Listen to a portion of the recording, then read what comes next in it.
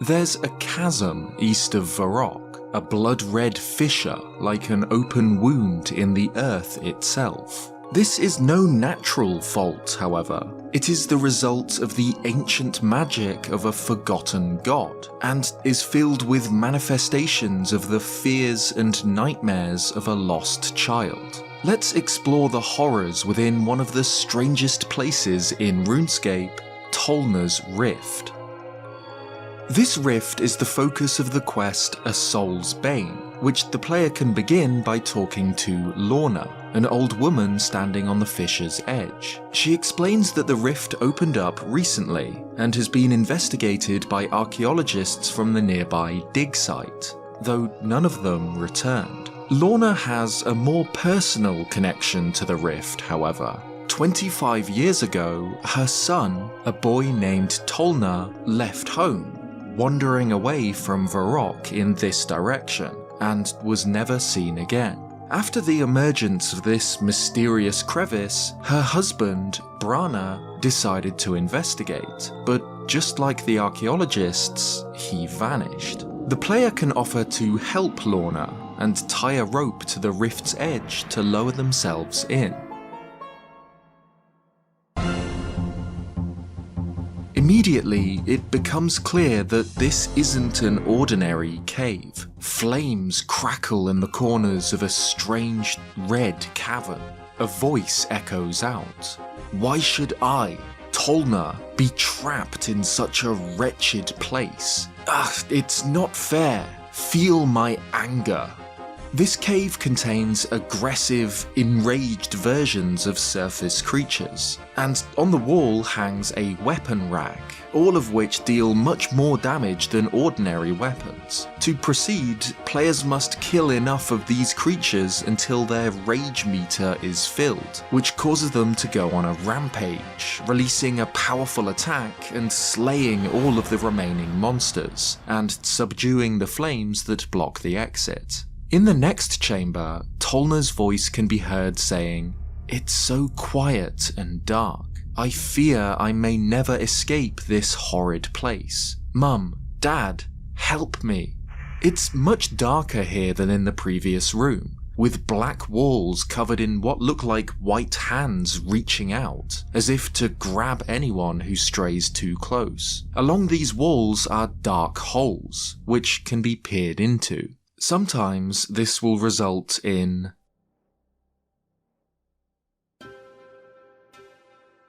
nothing, but occasionally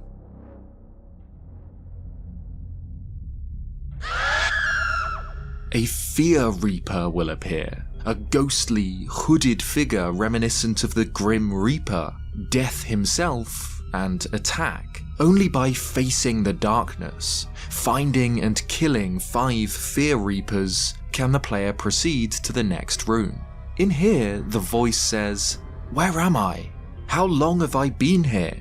Am I still the person I once was? Oh, why am I so confused?"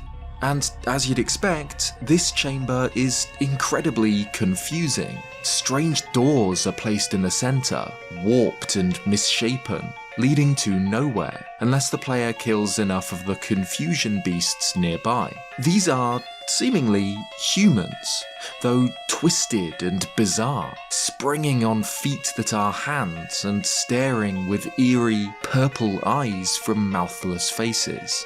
Only one of these beasts is real, the others are merely illusions, and killing the real one will remove one of the confusing doors, eventually leaving the player with only one remaining, the real exit. The fourth and final of these trial chambers is another dark, haunting cavern, just like the one with the Fear Reapers, but this room doesn't represent terror. Tolna's voice asks, "What's the point? No one will ever help me. I'm not worth anything. Will anyone ever combat my hopelessness?" The monsters found here are known only as hopeless creatures. They resemble humans, collapsed under the overbearing weight of depression. They crawl on their hands, dragging their legs behind them, long hair falling from their hanging heads. The exit door is visible and unlocked, but it's unreachable, found on the other side of an impassable chasm. Only by killing the hopeless creatures, which respawn multiple times as smaller and smaller copies of themselves, does escape become possible, creating a bridge of hope, a shining path of light over the darkness. Throughout the dungeon, the player has been hearing the disembodied voice of Tolna, the boy who vanished 25 years ago. And by fighting through the rooms of anger, fear, confusion, and hopelessness, the player battles through what appear to be physical manifestations of Tolna's emotions. His anger at being trapped here, his fear of the darkness, his confusion at where and who he is, and his hopelessness and depression. Whatever this rift is, it's almost like the player journeys through the mind of a lost child and battles his inner demons. As well as Tolna's voice, the player is shown flashbacks of Tolna's disappearance. They are shown him leaving his home in Varrock, tired of his family working hard for little reward. They see him walking near the dig site when the ground opens up and swallows him whole. And they see him cowering in the corner of the room of confusion, crying that he's done nothing wrong. A little boy, scared and alone. In the chamber beyond the room of hopelessness, however, the player sees what Tolna has become. What 25 years in this place has twisted this child into.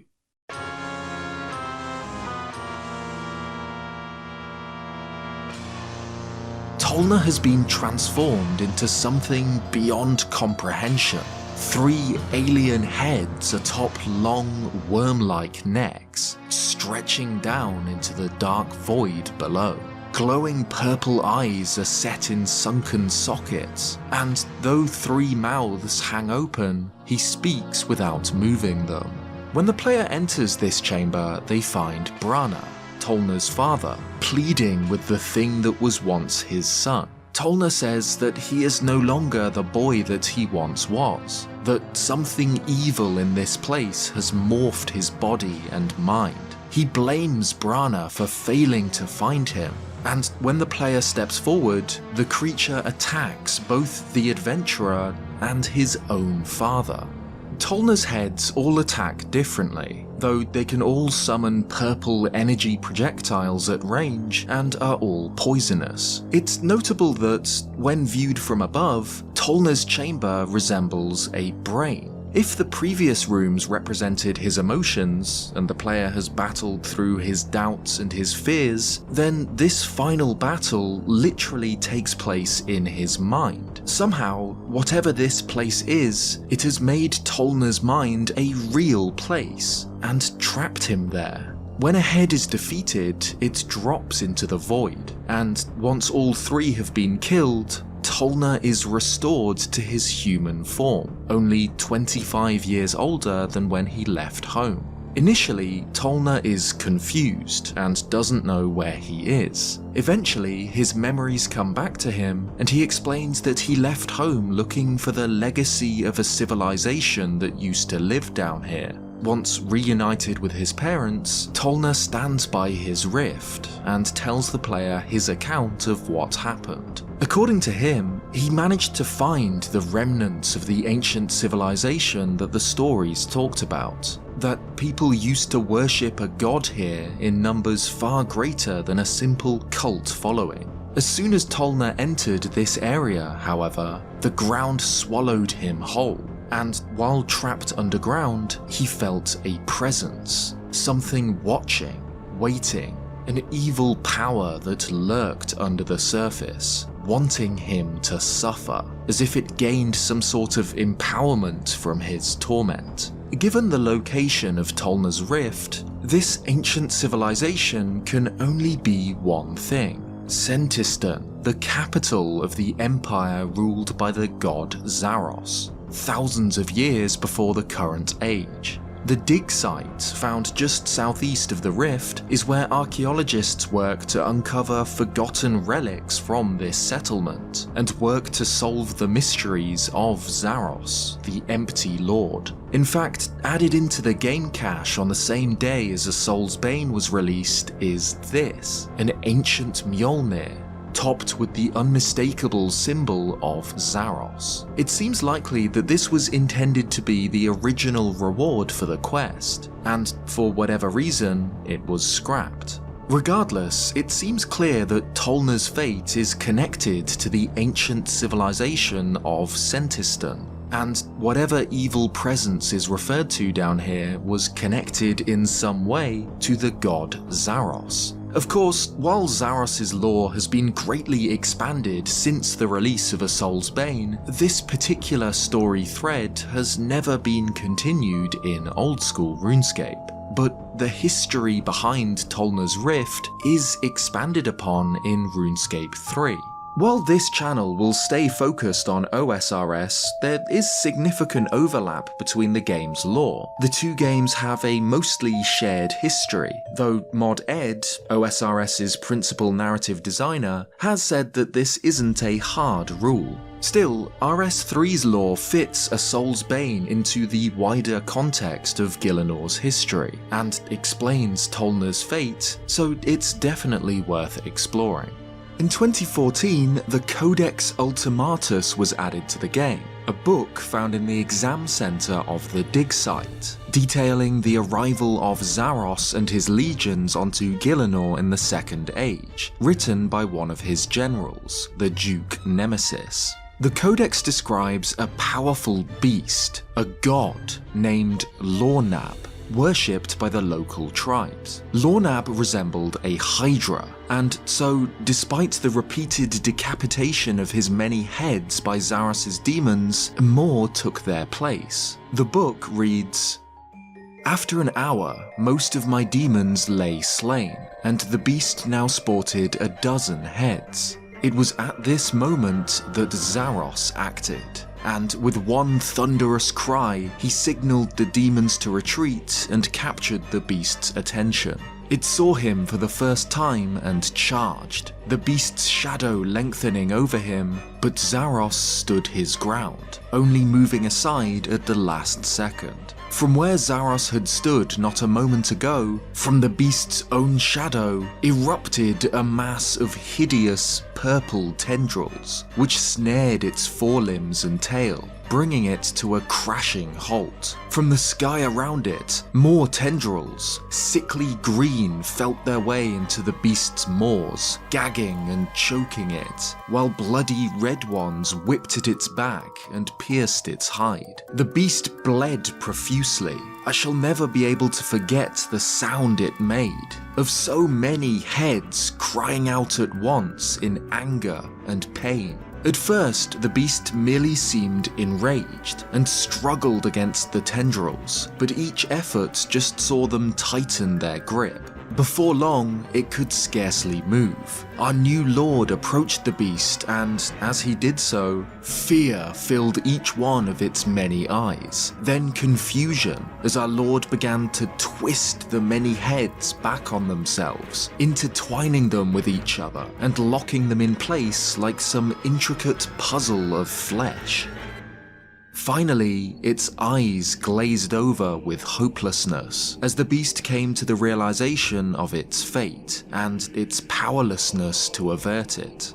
Even I almost balked at our new lord's actions, not wishing such a cruel torture on even my most ruthless opponents, except perhaps on Duke Picus and his blasted omens. I wondered at Zaros' motives. Why waste time tormenting a vanquished beast? At first, I thought it an act of pure sadism, but Zaros worked his will once more. Not tendrils this time, but an ice-covered crystalline structure, which seemed to sedate the beast somewhat and salve its wounds. Between the tendrils and the crystals, it was held firm in a broken, tormented state, but placid.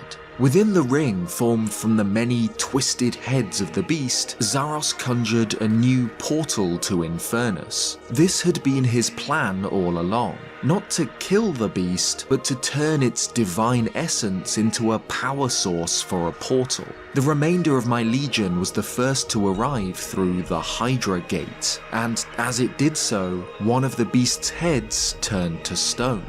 I could see in the beast's eyes that it knew what was happening, but it simply laid there in its contorted state, breathing slowly. Over the course of a month, the remaining legions poured forth from Infernus, and with each arrival, more of the beast's power drained, and another of its heads turned to stone. With the arrival of Duke Quirinus's 12th Legion, the last of the beast's heads turned to stone, and so too did its body. Only then did the tendrils subside and the crystal dissipate. The god that had once been Lornab now stood as a twisted monument, a sign to any who would oppose Lord Zaros, whose superiority was now absolute. Hail Zaros!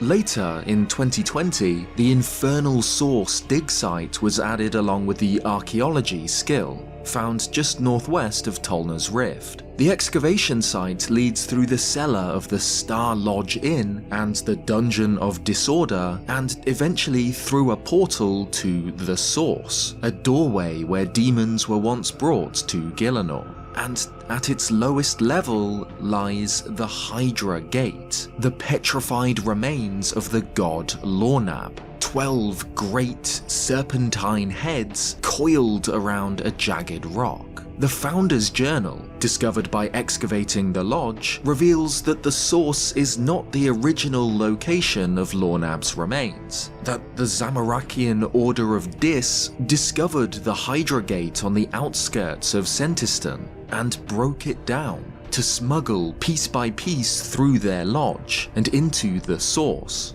to be reconstructed and used for their own purposes. Lornab's story is not only an extremely visceral, haunting showcase of Zaros's brutal power, but it serves to explain a soul's bane.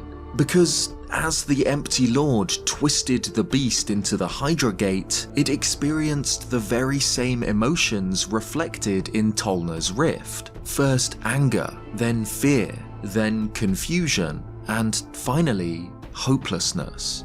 These four emotions are again referenced by the examine text for the petrified Hydra heads in the source. The expression is angry, it looks confused, it's afraid, very afraid, and there is no hope in its eyes. And finally, the petrified remains of Lornab found in the Varrock Museum in the Dimension of Disaster, a dark, alternate timeline, will react if the player interacts with the exhibit, prompting chat messages to appear, reading Lornab angry, Lornab afraid, Lornab confused, and Lornab lose hope.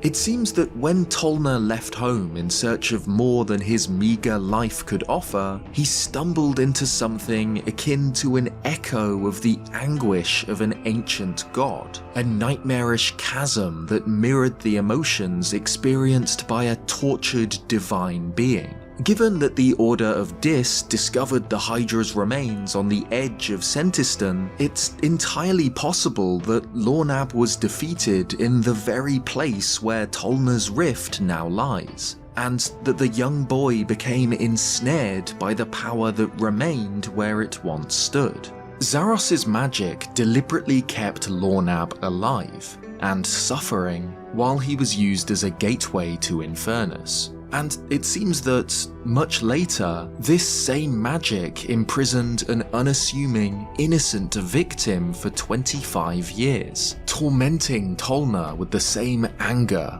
fear, confusion, and hopelessness, keeping him alive and suffering in much the same way as Lornab. It seems likely that when A Soul's Bane was originally released in 2006, this evil presence felt by Tolna beneath the ground may have been intended to be Zaros himself, until the lore was taken in a different direction. But with the additional context from RS3, it's possible that his dark magic lingers on. But we can go one step further. When the adventurer discovers Tolna in the final chamber of the rift, he is no longer human. He has been twisted by the latent power of this place, transformed into a monster that threatens to kill even his own father, a beast in the form of multiple heads. A Hydra. It seems that this abominable, eldritch form could be yet another echo of Lornab, the tortured Hydra god. Thanks for watching this video. If you liked it, leave a like and subscribe if you haven't already for more RuneScape content. Like I said earlier in the video, I will be keeping this channel focused on old school RuneScape, as that's the main game I play and what I'm most interested in. However, in situations like this, when one game provides additional context for the other, I think it makes sense to cover RS3 as well. Let me know what you think in the comments. Either way, I'd love to see the lore of Tolna's Rift expanded upon in old school at some point, especially with the recent focus on the history of Zaros' empire. Cheers guys, and I'll see you next time.